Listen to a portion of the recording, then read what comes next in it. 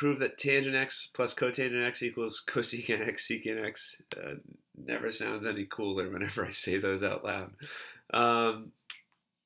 Yeah, so sometimes I'm stuck on when to start a proof. And when I'm stuck, I can... there's one strategy I always stick with. Let's put everything in terms of sine and cosine. Tangent x is sine x over cosine x. So I think Alex likes it if you just do one thing at a time. Let's say it's cotangent x here.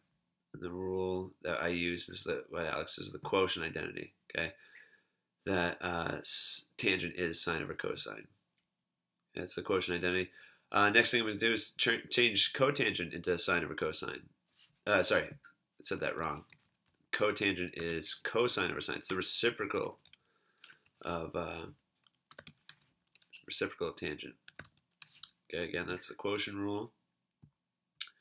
So did that help me get close to the goal? It might not look like it, but the whole reason I did this is because I know I can combine two things if I get common denominators.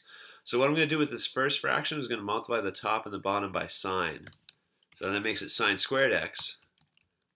Oh, I got to hit the fraction button first. Sine squared x over sine x cosine x. So check out that first fraction. Make sure you know what I did there. Multiply the top and the bottom by sine x. And then I'm not going to mess with the other fraction yet because I think Alex gets fussy if you try to do two things at once. There's the first one. The rule there that I used was just algebra, I think. What do we have for options? Yeah, algebra is the best option there.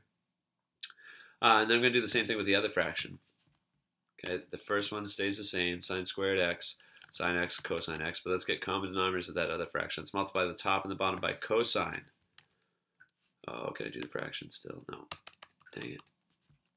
Cosine squared x over sine x cosine x. I multiplied the top and the bottom of the second fraction by cosine. That's algebra because it's multiplying by 1 effectively. And now we have common denominators. Now we can add the tops and the bottoms. It's sine squared x.